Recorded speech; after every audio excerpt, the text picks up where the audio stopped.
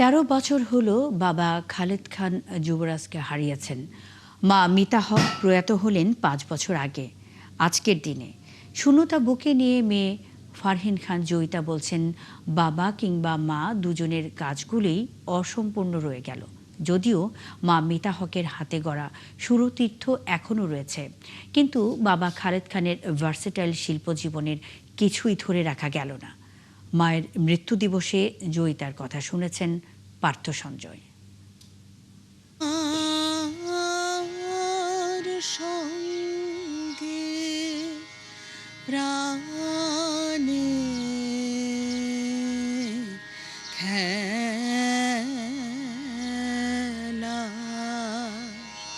সেই প্রাণীর খেলা প্রাণী রয়ে গেল, শূন্যতাটাও খুব একটা বাজে না।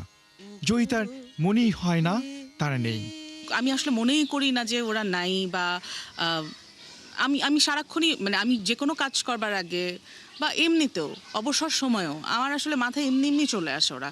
মানে এরকমও হয়েছে যে আমি আসলে ধরেও নিয়েছি যে আসলে আমি এরকম হচ্ছে আমি ডেকে ফেলেছি মাকে। মানে আমার মাঝে মাঝে আমি ভুলে যাই। তার শুধু মনে হয় বাবা মা দুজনেরই শিল্প জীবন অসম্পূর্ণ থেকে গেল। শিল্পের ক্ষেত্রে হোক, সামাজিকতার ক্ষেত্রে হোক, দেশের ক্ষেত্রে হোক, তার একটা ছোট ভূমিকা হলেও ছিল।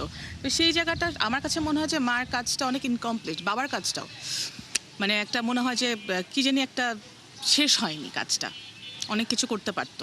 মঞ্চের খালেদ খান একসময়ে টেলিভিশনের হলো, কিন্তু কয়জন জানে তার গানের কথা? অভিনয়, গান ও আবৃত্তি মিলিয়ে জয়িতার কাছে বাবা আকাশের মতো। বাবা আসলে এত ভার্সেটাইল, মানে আমি যদি শুধু অভিনয়ের কথা বলি, মঞ্চে তো মানে আপনি বলছেন দেওয়ান গাজীর কথা, রক্তকরবীর কথা, আমি যেমন আসলে মনে করি যে অচলায়তন, ঈর্ষা, তার অনেক নাটক আছে যেটা আসলে খুব বেশি জনপ্রিয় হয়নি, কিন্তু তার অভিনয়ের জায়গা ছিল অনেক বড় বড়। তো সেই আমি আসলে বাবাকে এবং বাবার গান, সবচেয়ে বড় কথা যেটা যেটা আসলে অনেক মানুষ জানে না, এবং খুবই দুঃখজনক যে আমাদের কাছে কোনো রেকর্ডও নেই তার আবৃত্তি, তার পড়াশোনা, তার বিভিন্ন বিষয়ে জ্ঞান, এই সমস্ত কিছু মিলিয়ে আসলে বাবা আসলে আমার কাছে একটা আকাশের মতো।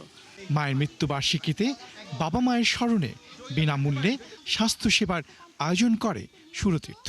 তবে তাদের কর্মকে ধরে রাখা জয়িতার ছোট্ট কাঁধে বড় দায়িত্বের মতোই।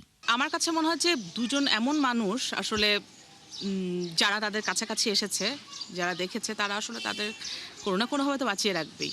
তবু প্রাণের পরে রয়ে যায় প্রিয় মুখ, প্রিয় মানুষ।